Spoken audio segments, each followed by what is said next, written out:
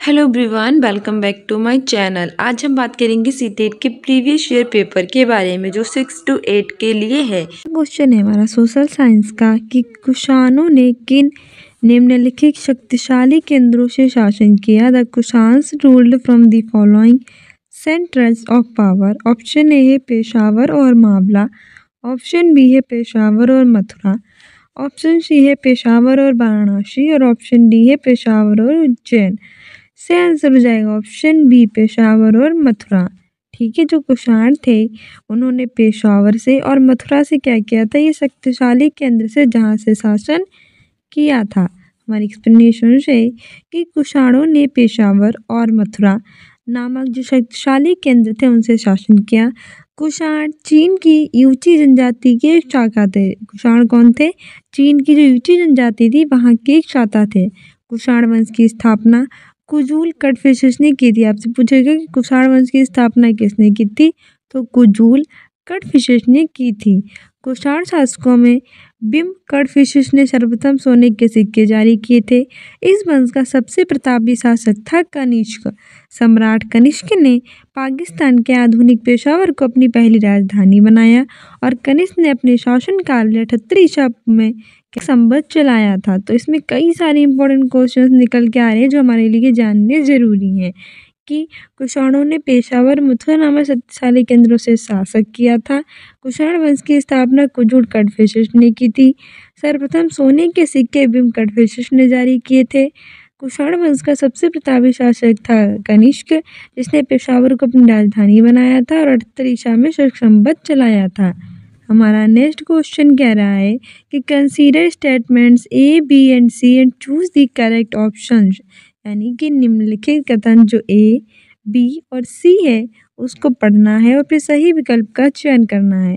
हमारा पहला है कि the Palaeolithic period extends from 2 million years ago to about 12,000 years ago. यानी कि पूरा पाषाण काल 20 लाख साल पहले से 12,000 साल पहले के दौरान माना जाता है।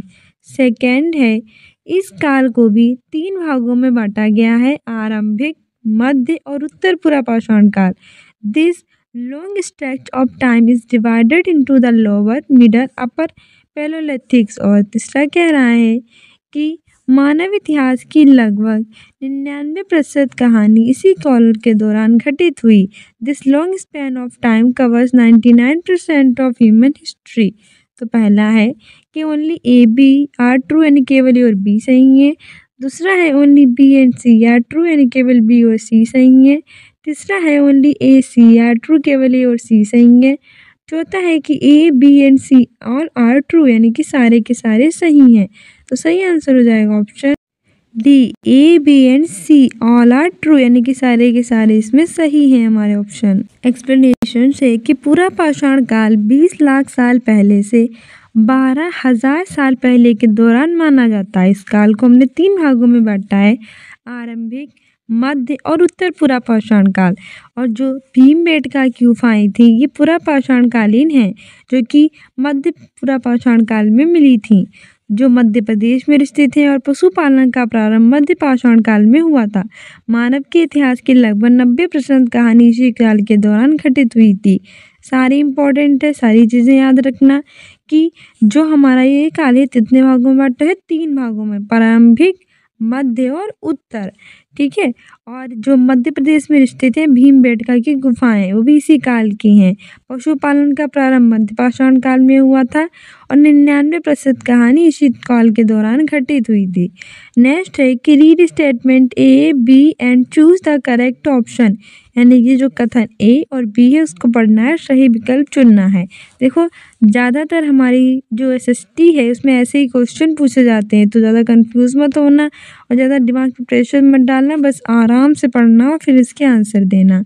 हमारा पहला है कि मनसा मुगलों द्वारा चलाई एक श्रेणी व्यवस्था थी जिसके जरिए पद, वेतन और सैन्य उत्तरदायित्व निर्धारित किए जाते थे। Mansab was a grading system used by the Mughals to fix rank, salary, military responsibilities. और दूसरा हमारा कह रहा है कि मनसबदारों की सैन्य उत्तरदायित्व का निर्धारण एक संख्या पर निर्भरता जिसे जात कहा जाता था। The Mansabdars military responsibilities were determined by a numerical value called चट। पहला है कि A is true but B is false, ये तो सही है लेकिन बी गलत है। दूसरा है B is true but A is false, यानी बी तो सही है लेकिन ए गलत है। तीसरा है कि both A and B are true, यानी कि ए और बी दोनों सही है। चौथा है कि both A and B are false, A और बी दोनों गलत हैं। तो इसमें हमारा सही आंसर हो जाएगा ऑप्शन ए कि A is true but B is false है, ये तो सही है लेकिन बी कैसा है, गलत है। क्यों, जरा एक्सप्लेनेशन के द्वारा देखते हैं। क्योंकि जो मनसबदारी व्यवस्था थी वो एक विशिष्ट प्रशासनिक व्यवस्था थी जिसका प्रचलन मुगल शासक जो थे अकबर, इनके द्वारा सन 1575 ईस्वी में हुआ था। मनसब मुगलों द्वारा चलाई गई एक श्रेणी की व्यवस्था थी। मनसब क्या था, ये मुगल जो थे इनके द्वारा चलाई गई कैसी व्यवस्था थी, एक श्रेणी व्यवस्था थी जिसका जरिए पद, वेतन और सैन्य उत्तरदायित्व के दौरान निर्धारित किया जाता था। वहाँ मनसब शब्द का अर्थ था श्रेणी या फिर पद, और इस व्यवस्था के अंतर्गत 33 वर्ग थे। अकबर के शासन के 44वें वर्ष जात एवं सवार जैसी दोहरी व्यवस्था लागू की गई थी। मनसबदारों की सैन्य उत्तरदायित्व का निर्धारण एक निर्दिष्ट संख्या में सवार या फिर घुड़सवार द्वारा बनाए रखने की व्यवस्था थी, इसलिए ये तो सही है लेकिन बी हमारा गलत है। नेक्स्ट है कि निम्नलिखित में से किस स्थान पर अशोक के अभिलेख ग्रीक और अरमाइक भाषाओं में पाया गया है। At which of the following place Ashoka's inscriptions has been found in Greek and Aramaic language. Option A है कंधार, ऑप्शन बी है मास्की, ऑप्शन सी है टोपरा, ऑप्शन डी है कालसी। से आंसर हो जाएगा ऑप्शन ए कंधार। ठीक है, जो कंधार स्थान था जहाँ पर अशोक के जो अभिलेख थे वो किस में पाए गए थे, ग्रीक और अरमाइक भाषा में पाए गए थे। याद रखना, पूछ लेगा आपसे कि ग्रीक और अरमाइक भाषाओं में अशोक के अभिलेख कहाँ पाए गए थे, तो कंधार, ठीक है, कंधार में पाए गए थे। एक्सप्लेनेशन है कि कंधार नामक स्थान पर अशोक के जो अभिलेख हैं वो ग्रीक और अरमाइक भाषा में पाए गए हैं, जबकि मास्की, गुर्जरा, नेतूर तथा उडेगो नाम अभिलेखों में उसका नाम क्या मिलता है, अशोक मिलता है। अशोक को देवनाम प्रिय और देवनाम प्रियदर्शी उपाधियों से संबोधित किया जाता था। इनका अशोक का नाम क्या था, देवनाम प्रिय, देवानाम प्रिय और देवानाम प्रियदर्शी। ठीक है, भी याद रखना। वही इसमें याद रखने वाली बातें हैं कि सबसे पहले 1837 ईस्वी में जेम्स प्रिंसप ने अशोक के अभिलेख पढ़े थे। कई बार पूछा गया कि सबसे पहले अशोक के अभिलेख कब पढ़े गए थे, तो पढ़े गए थे 1837 में। किसने पढ़े थे, तो जेम्स प्रिंसप ने पढ़े थे। अशोक के शिलालेखों की खोज 1750 ईस्वी में पाटेद्री फेथलर ने की थी। इनकी संख्या कितनी है, 14। अशोक के अभिलेखों को 3 भागों में बांटा गया है, शिलालेख में 14, स्तंभलेख 7 और गुहालेख में। ठीक है, वहीं जो अशोक के स्तंभलेख है वो किस में मिले हैं, इनके स्तंभ वाले लेख जो हैं वो सिर्फ और सिर्फ मिले हैं ब्राह्मी लिपि में, जबकि इनके शिलालेख ब्राह्मी में भी मिले हैं, खरोष्टी में भी मिले हैं और ग्रीक में भी मिले हैं और अरमाइक में भी मिले हैं। वहीं अशोक के कौशाम्बी अभिलेख को रानी का अभिलेख भी कहा जाता है। इनके 12वें अभिलेख में धार्मिक सहिष्णुता की नीति का उल्लेख किया गया है और 13वें शिलालेख में इसके कलिंग युद्ध के बारे में, पड़ोसी राज्यों के वर्णन और अटविक राज्यों का उल्लेख किया गया है। इसमें से ये वाला बहुत ज़्यादा पूछा गया, कलिंग युद्ध का अशोक के कौन से अभिलेख में वर्णन मिलता है, तो 13वें में मिलता है।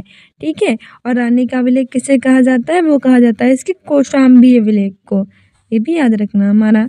नेक्स्ट कह रहा है कि गोंड राज्य गढ़कटंगा में 70,000 गांव थे, इसे उल्लेखित किया गया है। ऑप्शन ए है उदाई कोंडन उदयर के अभिलेख में, ऑप्शन बी है अकबरनामा में, ऑप्शन सी है बुरंजी नामा की जो ऐतिहासिक कृतियाँ होती हैं उनमें, और चौथा हमारा है कि अंग्रेजी ईस्ट इंडिया कंपनी के गुमारते विलियम मैथवर्ल्ड के वर्णन में। तो सही आंसर इसमें हमारा हो जाएगा ऑप्शन बी, अकबरनामा में। ठीक है, जो गोंड राज्य था जिसका नाम था गढ़कटंगा, उसमें 70,000 गांव थे, इसके बारे में बात की गई है। किस बारे में, अकबरनामा में बात की गई है। ठीक है, हमारी एक्सप्लेनेशन है कि गढ़कटंग राज्य जो गढ़कटंगा में 70,000 गांव थे, इसे अकबरनामा में उल्लेखित किया गया है। गोंड जो था वो एक प्रकार की जो कौन थी जनजाति थी जो झूम खेती करती थी। अब आपको पता है कि झूम खेती कहाँ की जाती है, भारत के पूर्वोत्तर राज्य में की जाती है, ठीक है। वहाँ की ही एक जनजाति थी गोंड। गढ़कटंगा क्या एक श्रीमंत राज्य थे। यहाँ के निवासी जंगली हाथियों को पकड़कर अन्य राज्यों में निर्यात करके बहुत ज़्यादा धन अर्जित करते थे। वहीं बुरंजी असमिया भाषा में लिखी हुई जो ऐतिहासिक कृतियाँ हैं, अहोम राज्यसभा के पुरातत्व लेखों का संकलन भी बुरजी में हुआ है। तो इसमें दो याद रखना कि जो गोंड राज्य है वो कटंगा में 70,000 गाँव थे। इसका उल्लेख है अकबरनामा में। और गोंड जो है वो एक प्रकार की जनजाति है जो करती है झूम खेती, ठीक है। हमारा नेक्स्ट क्वेश्चन कह रहा है कि consider the following assertion A and reason R. निम्नलिखित अभिकथन जो ए है कारण आर पर विचार करना है। असर्शन है कि the local tribal people make the wooden image of the deity Jagannath at Puri Odisha. तो यानी अभिकथन है कि जो स्थानीय जनजाति लोगों द्वारा पुरी उड़ीसा के जगन्नाथ की काष्ठ प्रतिमा बनाई जाती है। जो उड़ीसा है वहीं स्थित है पुरी, जहाँ भगवान जगन्नाथ की प्रतिमा स्थित है, जैसे हम वाइट पगोड़ा भी कहते हैं। वहीं जो उड़ीसा है वहीं है एक कोणार्क का सूर्य मंदिर जिसे हम ब्लैक पगोड़ा कहते हैं, ये भी याद रखना।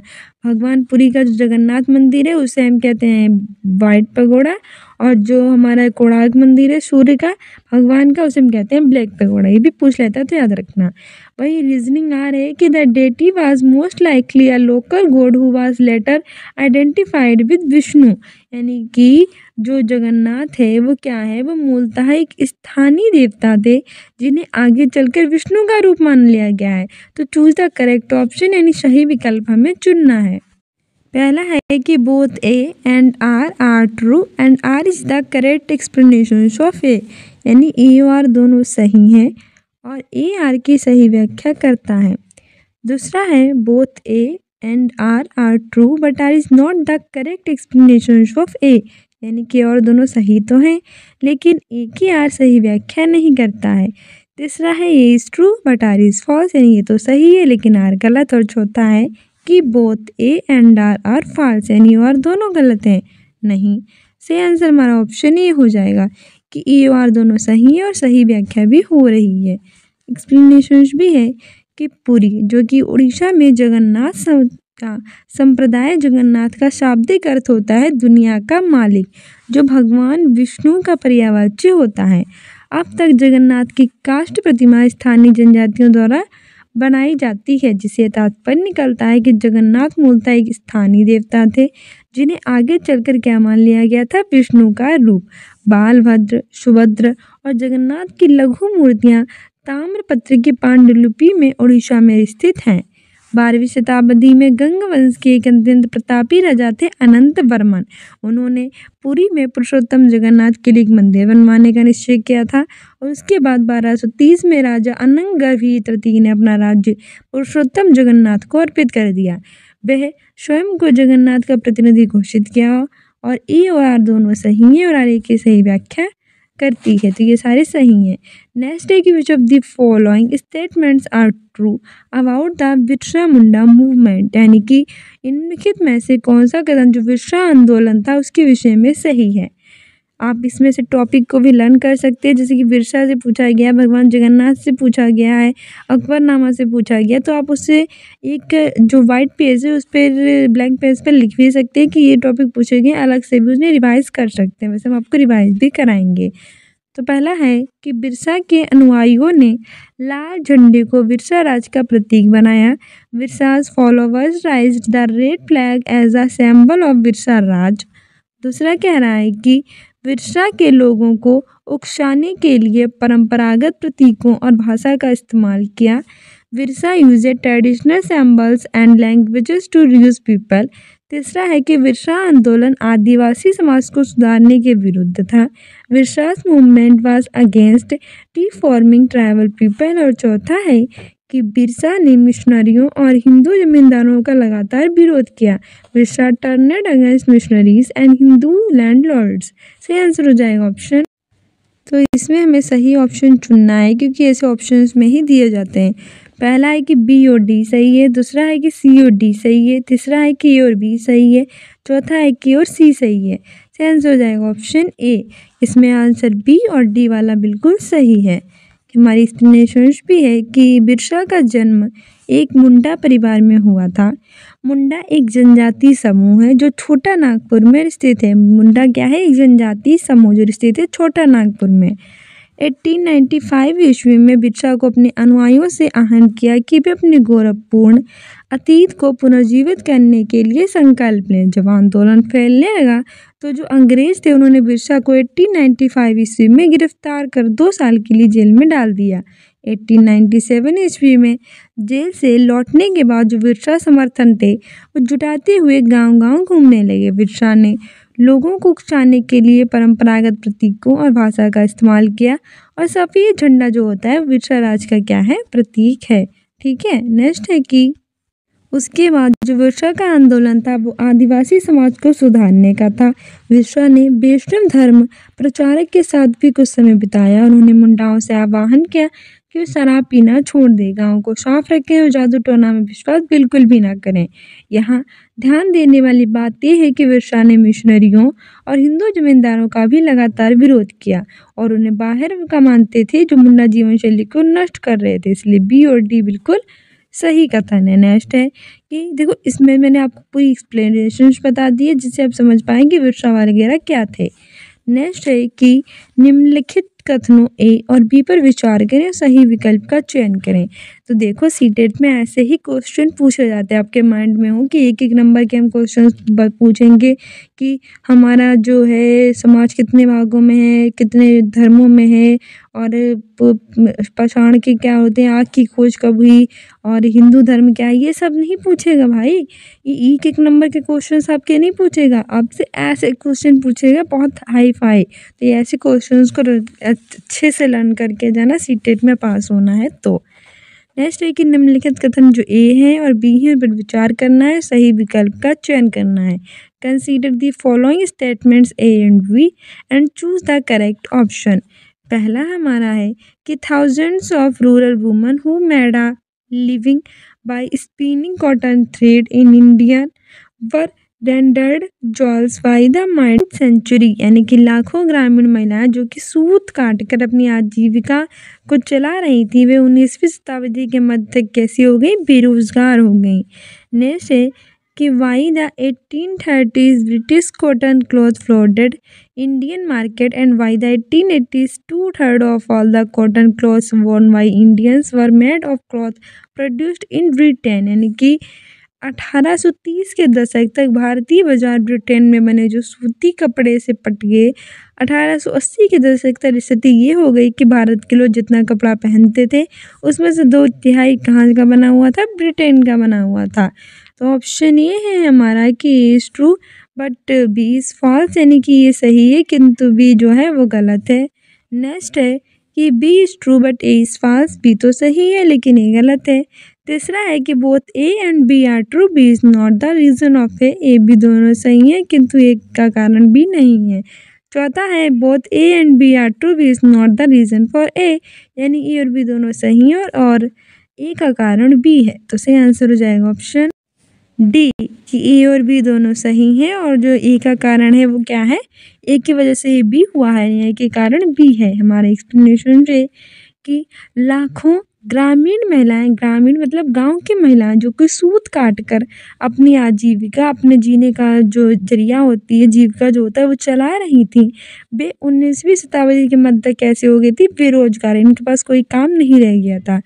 निर्धन परिवारों में आर्थिक कष्ट बना रहता था। कुछ संदर्भ में महिलाओं, वृद्ध लोगों और बच्चों को भी ढंग से परिवार की उपलब्ध संसाधनों तक पहुंच से वंचित किया जाता था। 1880 के दशक तक हमारी ये स्थिति हो गई कि भारत के लोग जितना कपड़ा पहनते थे उसे 2/3 भाग कहाँ बना हुआ था? ब्रिटेन में, क्योंकि उस समय ब्रिटेन कैसा था?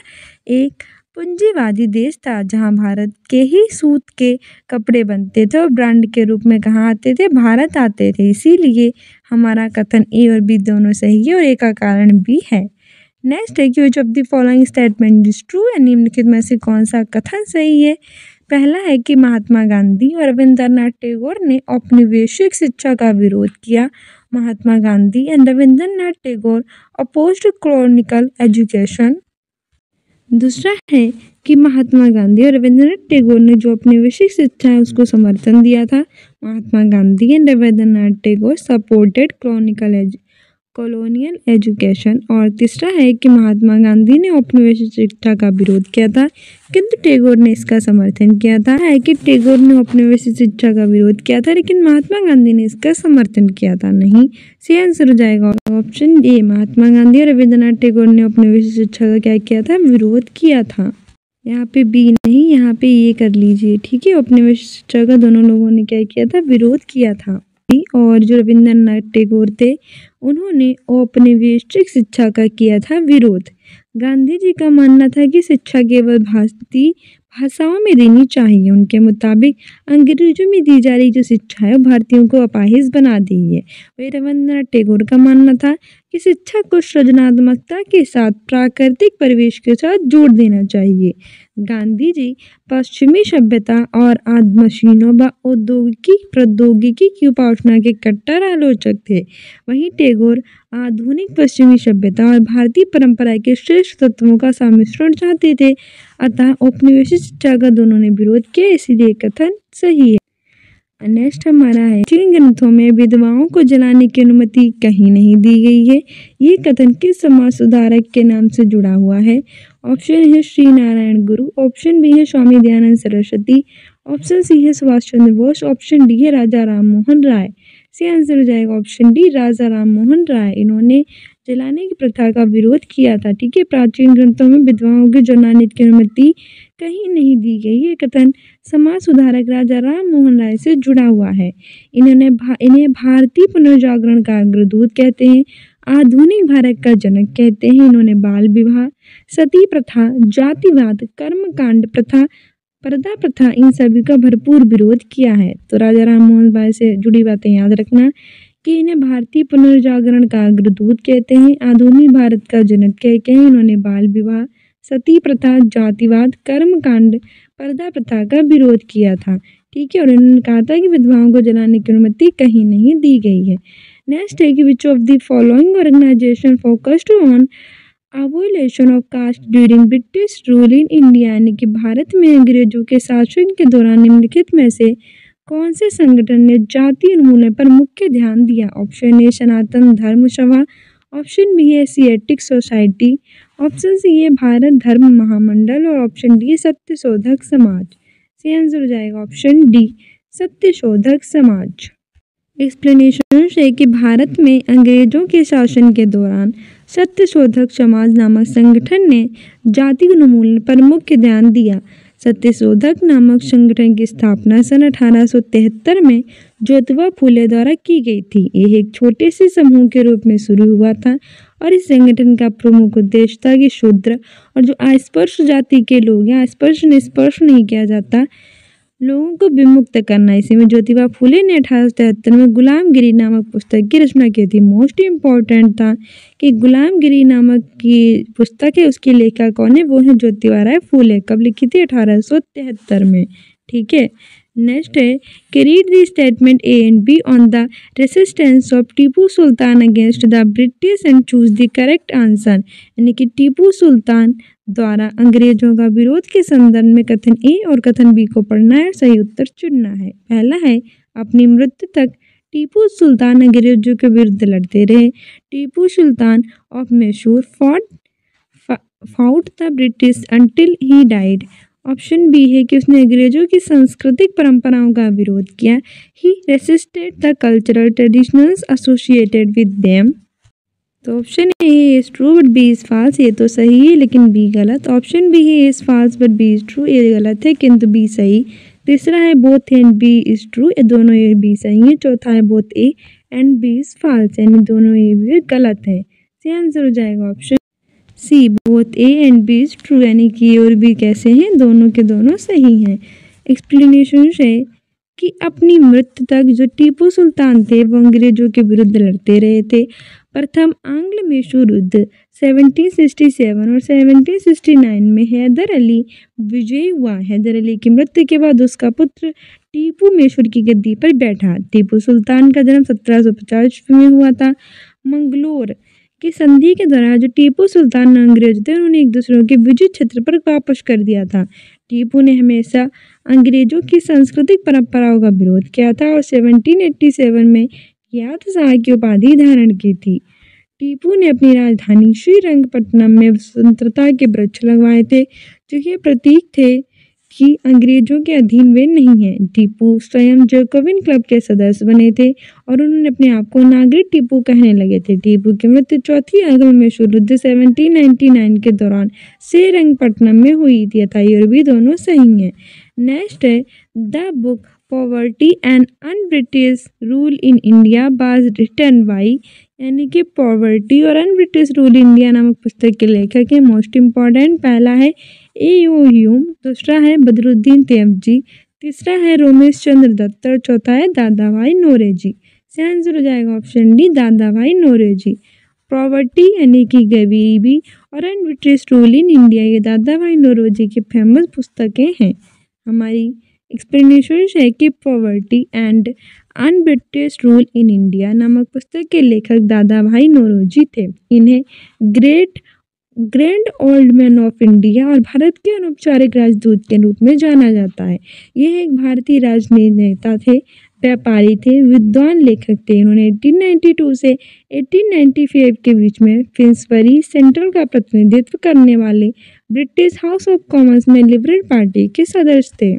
नेक्स्ट है कि किन किन देशों के राजनेता गुटनिरपेक्ष आंदोलन के हिस्सा थे।